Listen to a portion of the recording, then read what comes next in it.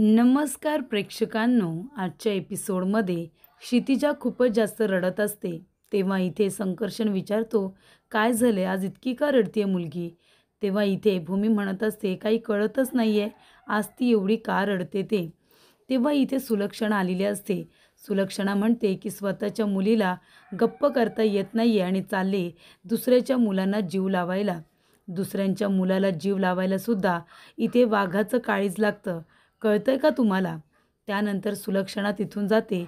तेव्हा भूमी म्हणत असते की मला कळतच नाहीये आज क्षितिजा इतकी का रडते. शांत हो बाळा, शांत हो. तेव्हा संकर्षण येतो आणि म्हणतो, माझ्याकडे देताय का? मी बघतो ती गप्प राहते का. तेव्हा भूमी म्हणते, तुम्ही? तेव्हा संकर्षण म्हणतो, हो, डॉक्टर आहे मी आणि एक बापसुद्धा. मी तिला गप्प करू शकेन. माझ्याकडे द्या, मी तिला चेक पण करतो आणि मी तिला गप्पही करतो. तेव्हा इथे संकर्षण आता क्षितिजाला घेतो आणि म्हणत असतो की बाळा, काय होतंय तुला? तुझ्या पोटात दुखतंय का बघू? तो तिचं पोट चेक करतो आणि तिला इथे शांत करण्याचा प्रयत्न करत असतो. पण इथे आता क्षितिजा काही रडायची थांबत नसते. तेव्हा भूमीला इथे आकाशची आठवण येते. जेव्हा इथे क्षितिजा अशीच रडत असते तेव्हा आकाश येतो आणि म्हणत असतो, काय गं भूमी, काय झालं? आपली इथे छकुली इतकी रडते का? तेव्हा भूमी म्हणते, आकाश, अरे काही कळतच नाही आहे रे. मगापासून तिला गप्प करण्याचा प्रयत्न करते पण ती गप्पच राहत नाही आहे, खूपच जास्त रडते. तेव्हा आकाश म्हणत असतो, तू माझ्याकडे दे तिला, मी तिला गप्प करतो. तेव्हा भूमी म्हणते, तू गप्प करणार? तेव्हा आकाश म्हणतो, हो, तिला ना बाबा हवाय. बघ, ती माझ्याकडे आली ना तर ती लगेच रडायची गप्प राहील. तेव्हा इथे भूमी म्हणते, बघू दे कसं काय. तेव्हा आकाश क्षितिजाला आपल्याजवळ घेतो आणि तिला गप्प करण्याचा प्रयत्न करत असतो. तेव्हा तो इथे तिला गोष्टी वगैरे सांगतो, तिला खेळवत असतो आणि मग क्षितिजा रडायची गप्प बसते. तो म्हणत असतो की क्षितिजा बाळा, अरे रडायचं नसतं. आपल्या पायामध्ये जे छुमछुम असतं ना, ते कावळा येतो आणि घेऊन जातो. मग आपल्याला आहे ना चिऊताईला नाव सांगावं लागतं की चिऊताई, चिऊताई, ते बघ कावळ्या दादाने माझं छुमछुम नेलं, असं आपल्याला सांगावं लागेल. तेव्हा भूमी म्हणते, आकाश, काही रचून सांगतोयस का तिला? तेव्हा आकाश म्हणतो, अगं लहान मुलांना काय शब्द महत्त्वाचे नसतात, त्यांना भावना महत्त्वाच्या असतात. त्यांना फक्त आपल्या भावना कळत असतात. बघ आपली क्षितिजा गप्प बसली की नाही. तेव्हा इथे भूमी म्हणत असते की हो, ती तर गप्प बसली, पण काय रे, तुला कसं जमलं हे सगळं? तू कसं जमवलंस? तेव्हा आकाश म्हणतो, मग नवरा कुणाचा आहे मी? आणि खरं सांगू का, हे सगळं ना मला आजीने शिकवलं आहे. तेव्हा भूमी म्हणते, हो का? तेव्हा आकाश म्हणतो, हो, अगं प्रत्येक वेळेला इथे मुलांना आईच हवी असते असं काही नाही, बाबासुद्धा हवा असतो, बरोबर की नाही? तेव्हा भूमी म्हणते, हो का क्षितिजा, लब्बाड, म्हणजे तुला काय इथे बाबा हवा होता का? आईच्या अंगाला काही काटे लागलेत का? आईकडे का रडत होतीस? असं भूमी म्हणत असते. ते सगळं तिला आता आठवतं आणि ती इमोशनल होते. तेव्हा संकर्षण इथे आता क्षितिजाला शांत करण्याचा प्रयत्न करत असतो. पण भूमी काही शांत होत नसते.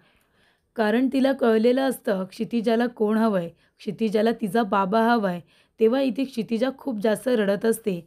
तेव्हा भूमी म्हणते, काय होते क्षितिजाला, काही कळत नाहीये. तेवढ्यातच प्रेक्षकांनो, इथे आकाश म्हणत असतो, मानसी, खरं सांगू का, मला आतून असं वाटतंय की क्षितिजाला ना माझी गरज आहे. ती खूप जास्त रडते असं फिलिंग येते गं मला. तुला माहिती आहे का, क्षितिजा जेव्हा इथे असताना रडत होती ना, तेव्हा मी तिला घेतलं होतं, मी तिला गप्प केलं होतं आणि म्हणून मला तिची खूप जास्त आठवण येते गं. असं वाटते तिला आताही माझी गरज आहे. भूमी तिला सांभाळू शकत नाही आहे, कारण कधी-कधी ती अजिबात शांत होत नाही. तेव्हासुद्धा मी क्षितिजाला सांगितलं होतं की आईला त्रास देऊ नकोस म्हणून, पण ती खरंच खूप रडत असेल तर भूमीचं काय होत असेल? तेव्हा इथे मानसी म्हणत असते, भाऊजी, तुम्ही नका काळजी करू, त्या दोघीजणी व्यवस्थित असतील. अहो, तुम्हाला त्यांची जास्त आठवण येते ना, तुम्ही त्यांना खूप मिस करताय, म्हणून कदाचित तुम्हाला तसं वाटत असेल. पण तुम्ही नका काळजी करू, ताई आहे ना, क्षितिजा व्यवस्थित असेल. तेवढ्यातच प्रेक्षकांनो, इथे गुरुजींचा फोन आलेला असतो. तेव्हा गुरुजी म्हणतात की नमस्कार, मी गोखळे गुरुजी यांच्या आश्रमातून बोलतोय, दीक्षित गुरुजी. तेव्हा इथे आकाश म्हणतो, हां बोला ना गुरुजी, नमस्कार करतो, इथूनच पाया पडतो. तेव्हा गुरुजी म्हणतात की हे बघा, गोखले गुरुजींनी तुम्हाला इथे आता निरोप द्यायला सांगितलं आहे. त्यांनी सांगितलं आहे की दरवर्षीप्रमाणे तुमच्या इथे आता मी शिवलिंगाची पूजा करणार आहे. तिथे अभिषेक होणार आहे. आजी बाहेर गेल्यात ना, म्हणून तुम्हाला फोन करून सांगायचं म्हणून सांगितलं. आता इथे येत्या श्रावणी सोमवारला तुमच्या इथे येऊन शिवलिंगाची पूजा आणि अभिषेक करायचा आहे. त्याच्यामुळे मी तुमच्या घरी येणार आहे. तेव्हा गुरुजींनी सांगितल्याप्रमाणे तुमच्या घरातल्या मोठ्या सुनेने, कर्त्या सुनेने शिवलिंगाला पहिली शिवामूठ व्हायची आहे, असं गुरुजींनी सांगितलेलं असतं. तेव्हा आकाश काही बोलायला जाणार, गुरुजी फोन ठेवून देतात. तेव्हा इथे आकाश म्हणतो, अगं मानसी, हे काय होऊन बसले? तेव्हा मानसी म्हणते, काय झालं भाऊजी? तेव्हा आकाश म्हणतो की येत्या श्रावणी सोमवारला गुरुजी घरी येणार आहेत शिवलिंगाची पूजा करायला, आणि तेव्हा घरातल्या कर्त्या सुनेने, महाजनांच्या मोठ्या सुनेने इथे शिवलिंगाला पहिला आता शिवामूठ व्हायचे आहे. आता भूमी इथे नाही आहे, हे सगळं कसं होणार? गुरुजींना काही सांगायच्या आधीच त्यांनी फोन ठेवून दिला. तेव्हा प्रेक्षकांनो, इथे मानसी म्हणत असते, भाऊजी, हा काहीतरी दैवी संकेत तर नाही आहे ना? म्हणजे बघा ना, इथे भूमिताई नाही आहे आणि गुरुजींनी बरोबर घरातल्या कर्त्या सुनेलाच हा मान कसा काय दिला? मला असं वाटते की दैवी कार्य आहे. ताई नाही म्हणणार नाही. आपण ताईला इथे बोलूया. त्यानंतर प्रेक्षकांनो, इथे संकर्षणचा फोन येतो. तेव्हा तो इकडे आता क्षितिजाला भूमीकडे देतो आणि जाऊन आपला फोन उचलतो आणि तो बोलत बोलत बाहेर निघून जातो. क्षितिजा काही गप्प बसत नसते. तेव्हा भूमी म्हणत असते की क्षितिजा, बाळा, मला माहिती आहे तुला तुझा बाबा हवा आहे म्हणून तू रडतीयस ना? बाबाची आठवण येते का तुला? काळजी करू नको बाळा. तुला मी कशी घेऊन जाऊ गं तुझ्या बाबाकडे? मी तुला तुझ्या बाबाकडे नेईन. नको रडूस बरं. आणि ती भूमी आता बाळाला इथे शांत करत असते आणि आकाशचं नाव घेतल्यानंतर क्षितिजा रडायची बंद होते. त्यानंतर प्रेक्षकांनो, इथे आता रागिणीला राग आलेला असतो. रागिणी तावातावाने आकाशच्या रूममध्ये येते आणि ती म्हणत असते, आकाश, मानसी म्हणते ते खरं आहे. दीक्षित गुरुजींचा फोन आला होता. त्यांनी काय इथे तुला निरोप दिलाय का? म्हणजे इथे शिवलिंगाची पूजा आणि अभिषेकसाठी ते इथे येणार आहेत. पण मग इथे महाजनांच्या मोठ्या सुनेने शिवलिंगावरती पहिली शिवामूठ व्हायची आहे असं सांगितले तुला? तेव्हा आकाश म्हणतो, हो ना आत्या, गोखले गुरुजींच्या इथून दीक्षित गुरुजींचा फोन आला होता. आता भूमीला आपण कसं काय घेऊन यायचं आहे मला पण कळत नाही आहे. तेव्हा इथे आकाश म्हणतो, आत्या, आता काय करायचं? भूमीला कसं काय बोलवायचं? तेव्हा रागिणी म्हणत असते मनामध्ये, नाही नाही, भूमी येथे येता कामा नये. शिवलिंगावरती पहिली शिवामूठ व्हायचा मान ज्या सुनेला मिळणार किंवा ज्या या घरातल्या कर्त्या मुलीला किंवा सुनेला मिळणार, ती या घरातली करती धरती असते. सगळे अधिकार आणि हक्क तिच्याकडे असतात. तेव्हा काहीही झालं ना तरीसुद्धा शिवलिंगावरती पहिली शिवामूठ मीच वाहणार.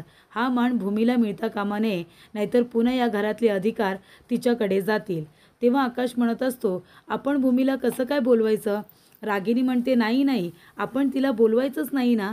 अरे ती हे घर सोडून निघून गेले, ती खूप पुढे निघून गेली आकाश. आपण तिला पुन्हा पुन्हा संधी किती वेळा द्यायची? ती नाही येणार इथे. ती आता सगळं काही मागे सोडून पुढे निघून गेली. तेव्हा इथे मानसी म्हणते, असं नाही आहे आई, मला असं वाटतंय की देवाचं कार्य आहे. ताई नाही म्हणणार नाही. उलट आम्ही या सगळ्याला इथे संधी समजत होतो. देवाने दिलेली संधी, आणि ताई इथे नक्की परत येणार असं आम्हाला वाटतंय. तेव्हा रागिणी म्हणते, कसं काय मानसी? अगं कसं असं तुला वाटतंय? इथून आता भूमी कशा पद्धतीने निघून गेले तुला माहिती नाही आहे का? अगं तिथे तिने किती इज्जत घालवली महाजनांची. त्या संकर्षण बरोबर आली होती त्या कार्यक्रमाला. तिथे सुद्धा किती नाचक्की केली तिने महाजनांची.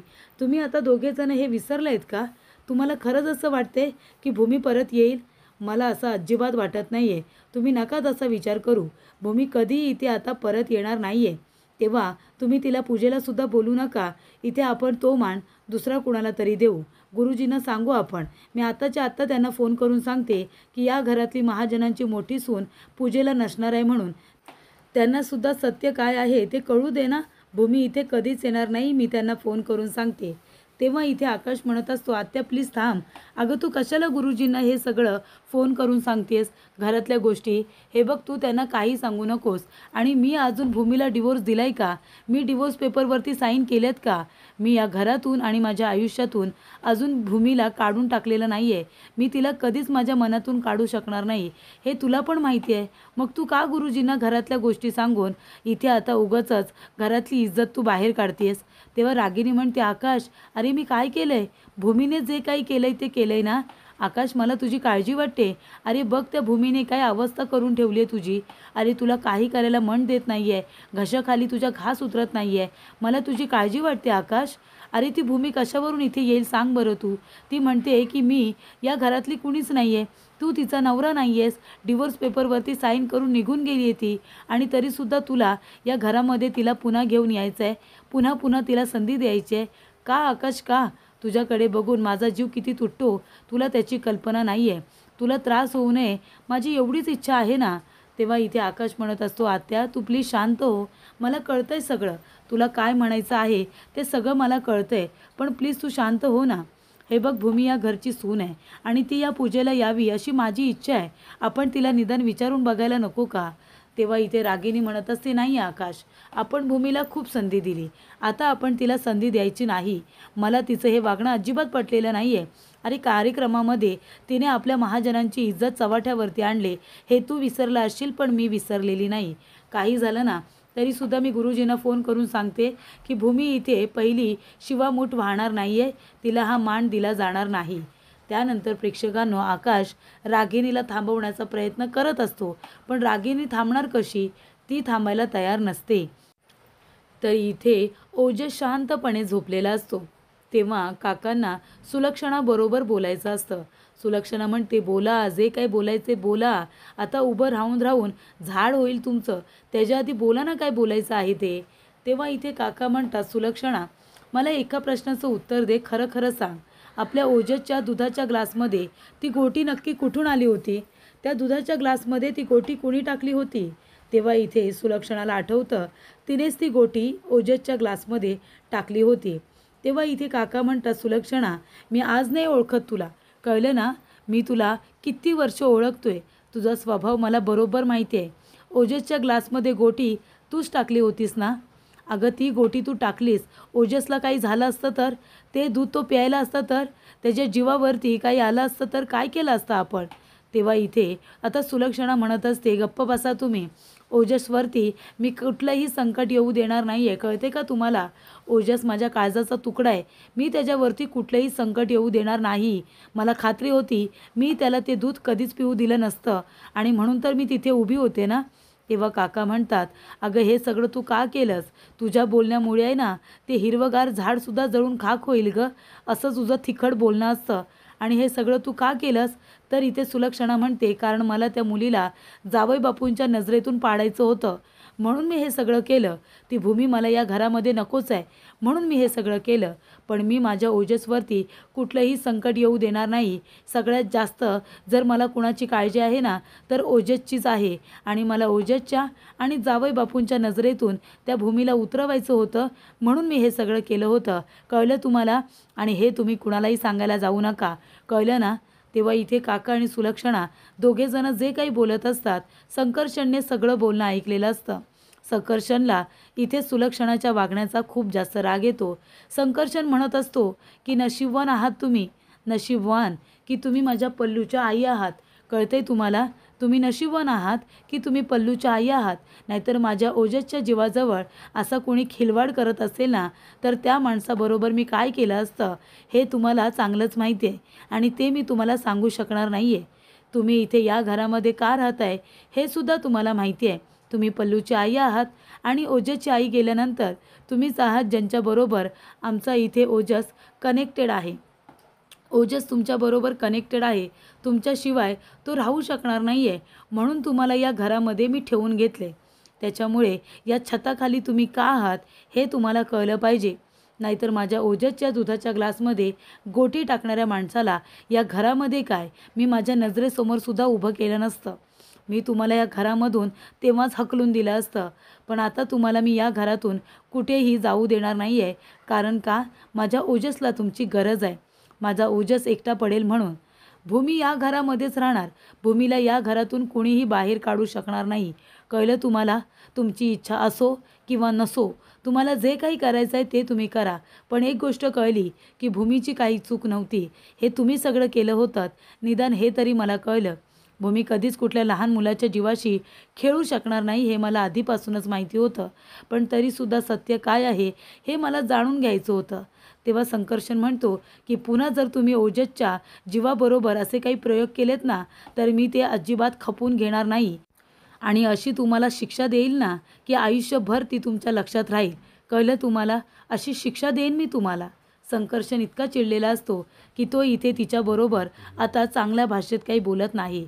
त्यानंतर प्रेक्षकांनो, इथे भूमी बाहेर जायला निघालेली असते. इथे क्षितिजा रडत असते. तेव्हा तिला असं वाटतं की घरामध्ये चिडचिड होते, म्हणून ती क्षितिजाला बाहेर घेऊन जात असते. तेव्हा इथे संकर्षणला आठवतं, तो भूमीला म्हणालेला असतो, बघितलंस, ओजस माझ्यावरती रागून निघून गेला. तुझ्यामुळे झालं हे सगळं. मी माझ्या ओजसला माझ्या जवळ आणण्याचा प्रयत्न करतोय आणि तुझ्यामुळे माझा ओजस माझ्यापासून लांब जातोय. कळतंय का तुला? हे सगळं तुझ्यामुळे घडतंय. तेव्हा इथे भूमी बाहेर जात असताना इथे संकर्षण विचारतो, कुठे बाहेर जातेस का? तेव्हा भूमी म्हणते, हो. इथे क्षितिजा घरामध्ये खूप रडते. तिची चिडचिड होते, म्हणून मी विचार केला की थोडा वेळ तिला बाहेर घेऊन जाते. मी थोड्या वेळानंतर येईन. तेव्हा संकर्षण भूमी जात असताना म्हणतो की सॉरी. तेव्हा इथे भूमी उभी राहते आणि म्हणते, सॉरी कशासाठी? तेव्हा इथे प्रेक्षकांनो, आता संकर्षण म्हणत असतो की मगाशी मी जरा जास्तच बोललो ना. मी एवढं तुला ओरडायला नको होतं, पण मला माहिती आहे या सगळ्यामध्ये तुझी काहीही चूक नाही आहे. तेव्हा प्रेक्षकांनो, भूमी म्हणत असते, हो का? मग तुम्हाला आता अचानक असं का वाटतंय की माझी काही चूक नाही आहे? तेव्हा इथे संकर्षण म्हणत असतो की हो, मला माहिती आहे तुझी या सगळ्यामध्ये काहीही चूक नाही आहे. मला कसं कळलं, का कळलं हे मी तुला सांगू शकणार नाही आहे, पण तू काहीही केलेलं नाही आहेस एवढं मात्र मला कळले. तेव्हा संकर्षण म्हणतो, भूमी तू बघ, आपण या घरामध्ये दोघेजण नवरा बायकोसारखे राहतो. कॉन्ट्रॅक्ट आहे आपलं म्हणून आपल्याला राहावं लागतंय. पण इथल्या काही लोकांना ते पटत नाही आहे.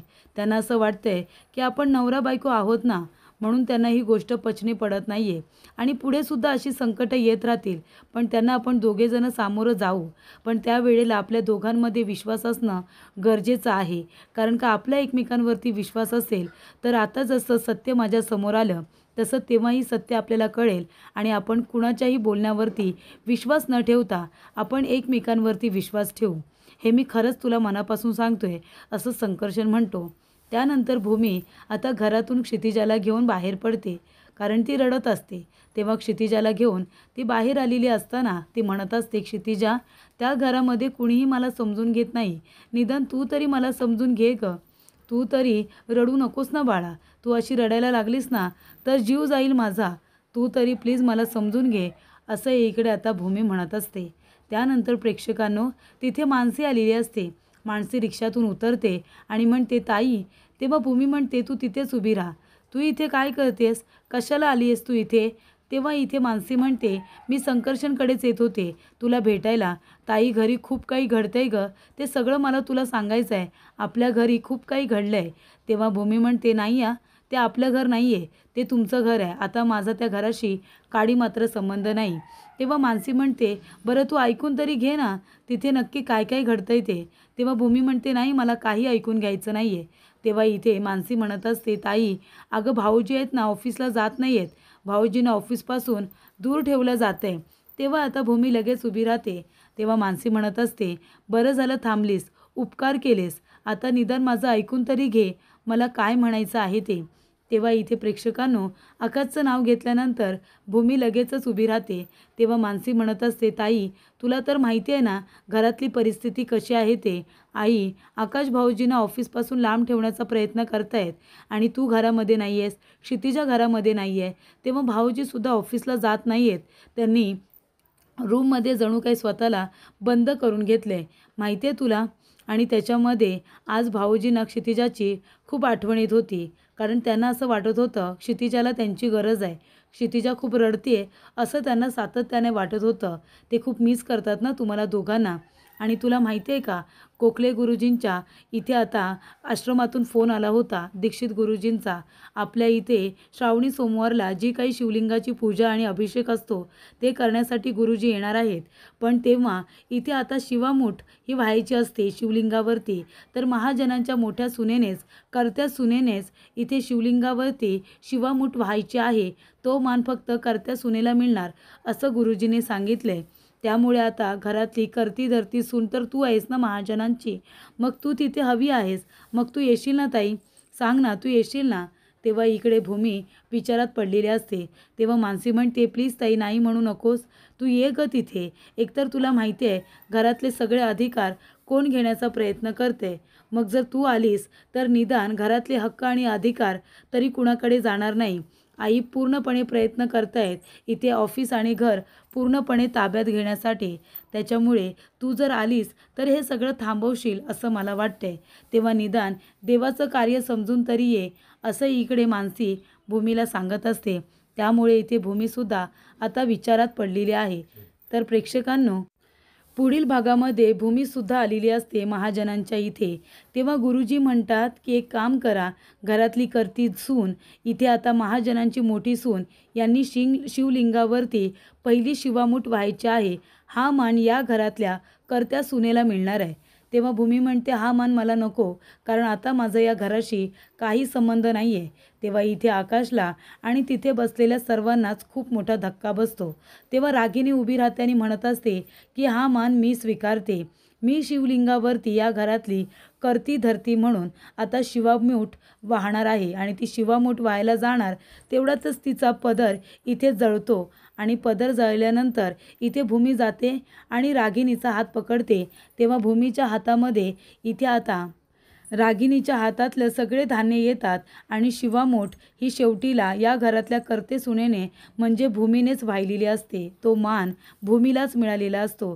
त्यामुळे इथे आता आकाशला आणि तिथे जमलेल्या सर्वांनाच खूप मोठा धक्का बसतो, कारण शेवटीला महाजनांची मोठी सून म्हणून इथे शिवलिंगावरती भूमीच्या हाताने शिवामूठ वाहिलेली असते आणि त्यामुळे इथे रागिनीला भूमीचा खूप जास्त राग येतो. ती बघा भूमीकडे कशा पद्धतीने रागाने बघत असते.